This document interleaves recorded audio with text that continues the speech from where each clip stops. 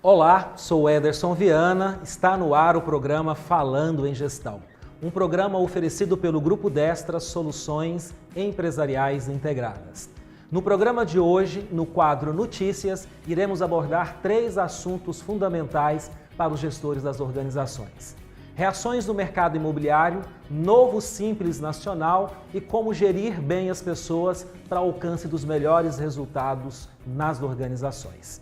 E no quadro Falando com Especialista, eu vou conversar com a doutora Denise Holanda, especialista em compliance. Está no ar o programa Falando em Gestão. Não saia daí, é um minuto só.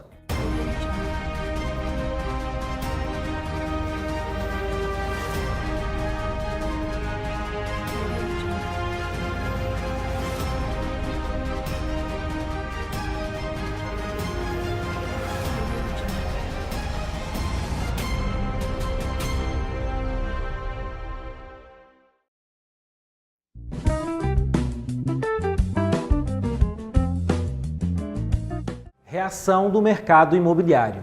Com a crise econômica e política atingindo em cheio o segmento imobiliário, o setor passou por uma profunda e tenebrosa recessão nos últimos anos. Juros altos e poucas linhas de créditos inibiram os empreendedores e incorporadores a investirem em novos projetos, provocando um estoque de imóveis residenciais e comerciais não comercializados. Essa descontinuidade do processo de crescimento do setor imobiliário trouxe também uma quebra de paradigma nas formas de transações. Assistimos negociações acontecerem nas imobiliárias e entre particulares de forma parcelada em até 24 vezes. Isso mostra que o momento de crise são ótimas oportunidades para aqueles que optam por enxergar além, saindo do lugar comum. Mais um aquecimento no setor já pode ser sentido em nível de Brasil. Nos grandes centros há uma tendência por imóveis de pequena metragem. Em São Paulo, apartamentos de 10 a 30 metros quadrados foram muito bem comercializados, indicando uma tendência de cunho social onde o morador tem buscado viver experiências diferenciadas e não somente morar.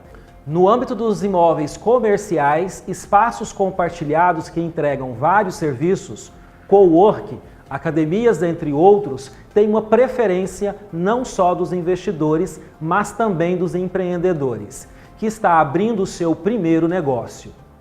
Em Goiânia, segundo a ADEME, as vendas cresceram 24% no primeiro semestre deste ano, comparado com o mesmo período de 2016. O mercado se apresenta como muito promissor, pois o metro quadrado aqui é bem mais acessível comparado a outros. Outro termômetro são as vagas anunciadas pelas construtoras, que, conforme podemos verificar, nos anúncios de vagas em aberto, estão contratando num ritmo bem acelerado. Novo Simples Nacional. O ano de 2018 será marcado por mudanças significativas nos âmbitos fiscal e tributário. Isto porque, além da entrada em vigor do E-Social, da E-Financeira e do Bloco K, do SPED, haverá importantes alterações no sistema de cálculo do Simples. O novo Simples traz ao contribuinte alguns fatores complicados na sua forma de cálculo. O valor do imposto a ser pago agora deverá considerar fatores como uma alíquota nominal e uma alíquota efetiva, que, quando o faturamento bruto acumulado nos últimos 12 meses e da parcela fixa a deduzir conforme a faixa de faturamento. Dessa forma, poderá haver redução ou aumento da carga tributária de acordo com as variáveis de cada empresa. Além de uma fórmula nada simples, o sublimite para o ICMS, Imposto sobre Circulação de Mercadorias e Serviços, e ISS, Imposto sobre Serviços, será outro complicador, pois a empresa que ultrapassar o limite de faturamento anual será obrigada a recolher estes impostos em guias próprias fora da DAS, Documento de Arrecadação do Simples Nacional, e ficará sujeita às regras de apuração normal do imposto no âmbito estadual. Desta forma, terá mais obrigações acessórias. Gerir bem pessoas é fundamental para o alcance dos resultados corporativos. Nunca na história da gestão de pessoas essa afirmação foi tão verdadeira. E não estamos falando apenas para as grandes empresas. Gestores de pequenos e médios negócios podem superar os atuais desafios, observando e colocando em práticas as tendências. Na administração dos recursos humanos, alguns itens já conhecidos e outros nem tanto estão sendo cotados como essenciais para que as empresas consigam não só o sucesso empresarial, mas que também tenham um instrumento de retenção e motivação dos colaboradores. Confira as práticas alternativas que mais têm se apresentado eficazes atualmente. A primeira prática é a mobilidade no trabalho. O home office, prática que permite que os colaboradores trabalhem de casa, não é algo novo, porém tem se tornado comum dentro das empresas, assim como a contratação de freelancers ou profissionais autônomos que não têm vínculo empregatício, institucionais, carteira assinada, entre outros benefícios. Geralmente, seus contratos são específicos para uma demanda ou um projeto. A segunda prática é a autogestão. O colaborador não terá mais alguém que supervisione seu trabalho. Ganha força a autogestão como forma de sustentar o protagonismo do profissional. Estruturas cada vez mais enxutas e menos hierarquizadas exigirão colaboradores mais qualificados e generalistas. A terceira prática é o trabalho pelo propósito. Relacionado à tendência anterior, cresce no mercado o aumento de colaboradores que aceitam oportunidades com base no propósito. Seja da ação ou da empresa, de qualquer maneira, aqui está mais um grande impacto na gestão de pessoas, pois é preciso um forte trabalho e estratégia de engajamento e cultura corporativa. A quarta prática é o Employer Brand. A expressão brand significa o esforço contínuo de gerar valor para a marca. No caso do Employer Brand, a ideia é a mesma, porém o alvo é diferente, os colaboradores da organização. Despertar o desejo de fazer parte de uma organização e o objetivo central do Employer Brand, que busca o engajamento dos atuais e potenciais colaboradores. A quinta prática é o planejamento de carreira em W. Há pouco tempo, a única forma de crescer em uma empresa era no sentido vertical, ou seja, Y. Hoje, devido à complexidade de várias organizações e à multidisciplinaridade dos colaboradores, a carreira em W consiste em adicionar mais um propósito de carreira para o profissional, a carreira do gestor de projetos. A sexta prática é o Job Rotations. Essa tendência tem tudo a ver com a geração de profissionais do futuro. Essa prática permite que o colaborador se movimente entre vários cargos e departamentos e consiga aprender mais vivenciando diferentes rotinas. A sétima tendência é a remuneração variável e a remuneração fixa. Uma das mais fortes tendências na atual gestão de pessoas é a remuneração variável, cuja base e o desempenho individual de cada colaborador e alguns casos da equipe como um todo. A oitava e última tendência é o treinamento corporativo virtual. O treinamento corporativo passa a sofrer alterações substanciais, onde o caminho do conhecimento passa atualmente pela disponibilização de materiais para que o aluno tenha uma opção de acessá-lo a qualquer momento e de onde desejar. Assim, as ferramentas de EAD contribuem de forma significativa para a consolidação de uma opção até pouco tempo de muita resistência. E no próximo bloco, no quadro Falando com o Especialista, vamos entrevistar a doutora Denise Holanda, especialista em Compliance. Não saia daí, é um minuto só.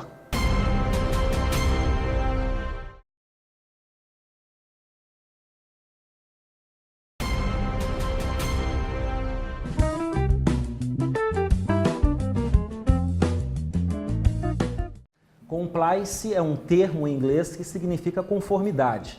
Na prática, está ligado à ideia de estar de acordo com as leis, com os regulamentos externos e com os regulamentos internos da sua empresa.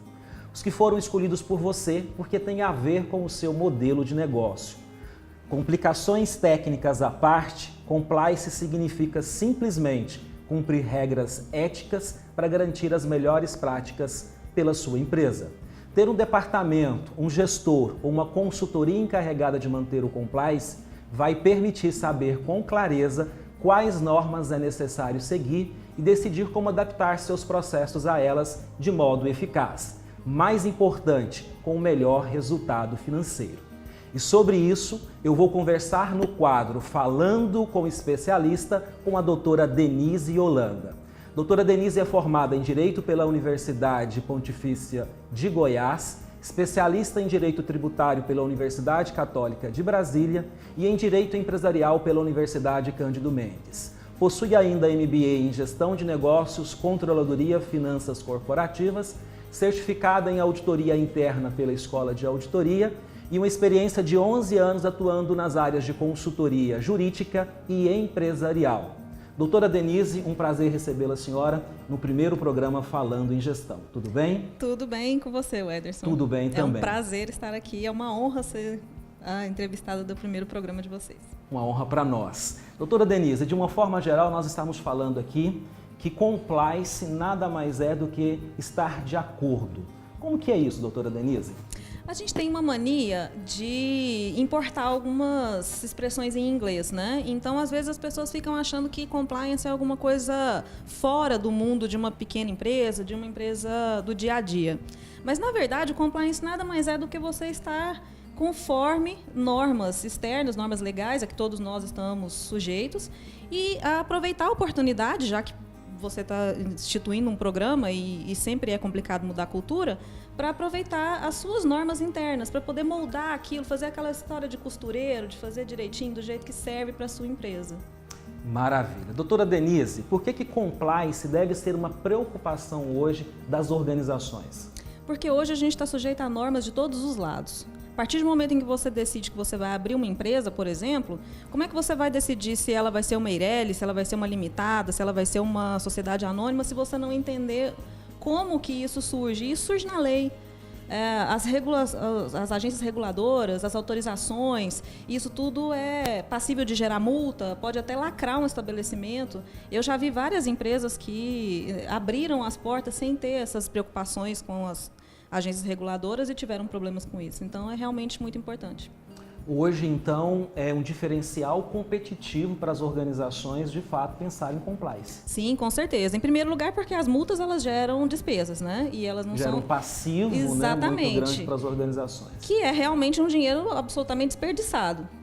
E, em segundo lugar, porque se você tem uma cultura de compliance e você tem normas internas que são seguidas pela sua equipe, a sua eficiência com certeza é melhor e o seu resultado financeiro vai ser maior. Doutora Denise, como implantar um processo de compliance hoje dentro das organizações e se as pequenas e médias organizações pode também começar a pensar em compliance? Certamente. A principal preocupação que uma empresa deve ter a respeito de compliance é a cultura da empresa. Então, a princípio, você tem que entender para que a sua empresa existe, qual é o objetivo, né? Um plano, uma estrutura do seu negócio. Em segundo lugar, você tem que mapear quais são os riscos legais que você vai seguir, porque embora a gente aproveite a oportunidade do compliance para as regras internas, o principal foco delas são as normas externas, as leis que realmente vão gerar passivos, vão gerar problemas para a empresa. Mapeados esses riscos, você cria uma lista de normas que devem ser seguidas, estabelece uma forma de como é que isso vai ser monitorado, quem vai monitorar isso, porque processo que não tem dono não é seguido. E um canal de denúncias geralmente é alguma coisa que a gente tem que se preocupar, porque as pessoas têm dificuldade para falar, para identificar as pessoas que elas veem atrapalhando o processo. E, em seguida, você tem que seguir aquele ciclo do PDCA, né? Que é você analisar aquilo, ver como é que você melhora e implantar melhorias. Isso significa, então, doutora Denise, que o primeiro passo, então, é pensar em processos. Ou seja, exatamente, eu tenho que mapear os processos do negócio para que eu possa, a partir disso, estabelecer, de fato, uma matriz de riscos. Então, aí eu começo, então, a pensar em compliance a partir desses primeiros passos iniciais. Seria isso? Exatamente. A primeira coisa que você vai fazer é uma espécie de planejamento estratégico. Eu não gosto muito de dizer que você precisa de uma consultoria antes da outra, porque fica parecendo que a gente está querendo... Vender produto, exatamente. Né? Mas, infelizmente, porque são governança corporativa, planejamento estratégico, compliance, são elos de uma cadeia que leva à excelência. É o que eu sempre falo, que uma organização é um organismo vivo. Então, exato, você precisa ter, de fato, tudo isso muito interligado, né? Por isso a gente fala hoje muito de soluções integradas, justamente isso aí. Quando se fala de compliance, tem uma série de temas que precisam ser pensados e construídos antes dentro da organização. No mínimo em conjunto, né? No mínimo em conjunto, né? Exatamente. Eu acho uma boa oportunidade. Eu tenho minhas ressalvas para quem, na verdade, só liga para o compliance em relação direta ao termo anticorrupção, que também é alguma coisa que foi muito difundida, né, em relação à compliance. Porque você está desperdiçando uma excelente oportunidade de levar a sua empresa para um novo nível. É um processo que pode estruturar de uma forma muito eficiente a organização. Exato. E você não precisa de um investimento muito grande. O termo Compliance Officer também, que a gente importou, traz aquela ideia de pompa, né, de status e tal. Mas simplesmente se trata de você determinar uma pessoa que vai ser responsável por aquilo. Uma pessoa que vai abraçar o programa de compliance para ela e vai fazer com que aquilo se concretize. Então é totalmente possível que uma pequena e uma média empresa hoje comece a realmente criar uma cultura de compliance. Sim, é possível e é recomendável. Afinal de contas, a gente está num mercado muito competitivo e é uma diferença, realmente é um diferencial. Doutora Denise, vamos continuar esse assunto no próximo bloco. Um minuto só, já voltamos com o programa Falando em Gestão.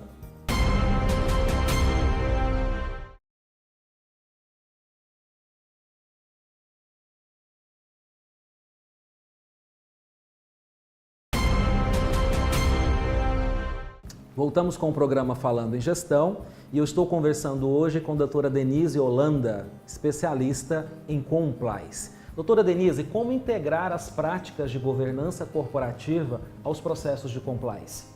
2 pilares da governança corporativa são transparência e responsabilidade, que são exatamente a essência do compliance, né?